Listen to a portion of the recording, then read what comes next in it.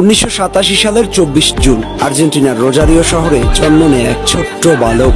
ঠিকমতো বেড়ে উঠতে পারবেন কিনা সেই সংশয় আর সন্দেহের বেড়াজালে আটকা পড়েছিল শৈশব। সাথে ফুটবলীয় প্রেম, দুপায়ে ফুটবল নিয়ে ছুটে চলা এক কৈশোর। তবে ছোটবেলায় জানা যায় ওর শরীরে গ্রোথ হরমোনাল প্রবলেম। ও আর 5টা স্বাভাবিক শিশুর মতো বেড়ে উঠতে পারবে না। কিন্তু কে জানতো এই ছেলে একদিন বিশ্ব শাসন করবে, ফুটবলের রাজপুত্র হয়ে উঠবে। এর পেছনের কারিগর স্পেন ক্লাব বার্সেলোনা। তৎকালীন সময়ে একটি স্কাউটিং এর মাধ্যমে মেসির প্রতিভা দেখতে পান বার্সেলোনার টেকনিক্যাল ডিরেক্টর কার্লোস রেকচাস। এরপর তিনি মেসি ও তার পরিবারকে স্পেনের ট্রায়ালে ডাকেন।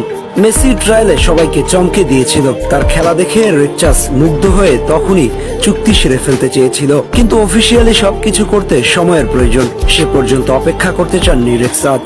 মুহূর্তে একটা টিস্যুর উপর মেসির সাথে চুক্তি সেরে ফেলেছিল বার্সেলোনা। ওর চিকিৎসা থেকে শুরু করে সমস্ত দায়িত্ব নিয়ে নেয় বার্সা। সেই থেকে শুরু। এরপর কেটে গেছে অনেকগুলো বসন্ত। বার্সার হয়ে একের পর এক ধাপ অতিক্রম, চারদিকে ছড়িয়ে পড়তে থাকে নাম ডাক। অবশেষে 2004 সালে প্রথমবারের মতো বার্সেলোনার মূল দলে অভিষেক হয় লিওনেল মেসির, মাত্র 17 বছর বয়সে। আর তখন থেকেই ধীরে ধীরে গড়ে উঠতে থাকে এক মহানায়কের গল্প, এক কিংবদন্তির গল্প। এর পরের গল্পটা আর্জেন্টিনার হয়ে মাত্র 18 বছর 2 মাস বয়সে দেশের জার্সিতে অভিষেকের দিন বাজে অভিজ্ঞতা, সাব হিসেবে নেমে লাল কার্ড হজম।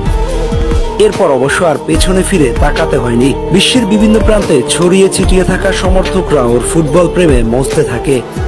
এরপর দেশের জার্সিতে আজ পর্যন্ত হাসি, কান্না, হতাশা, সুখ দুঃখের সঙ্গী নিজের কাঁধে বহন করেছেন। এক সময় হতাশ হয়ে ফুটবলকে বিদায় বলে দিয়েছেন একটা ট্রফি জিততে না পারার আক্ষেপে।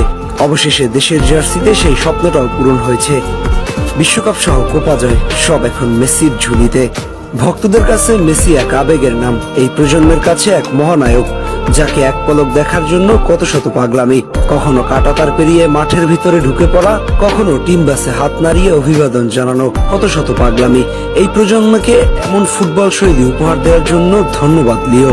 তোমার জাদুকরি পায়ের ছোঁয়ায় ফুটবল হয়ে উঠেছে কাব্যের মতো সুন্দর। এক একটা গোল যেন এক একটা শিল্পকর্ম। তুমি শুধু একজন খেলোয়াড় নও, তুমি এক অনুভব, এক জীবন্ত কিংবদন্তি। মাঠের বাইরে বিনয় আর মাঠের ভেতরে প্রতিপক্ষের জন্য দুঃস্বপ্ন। তুমি ছিলে, তুমি আছো, আর তুমি চিরকাল থাকবে ভক্তদের হৃদয়ে।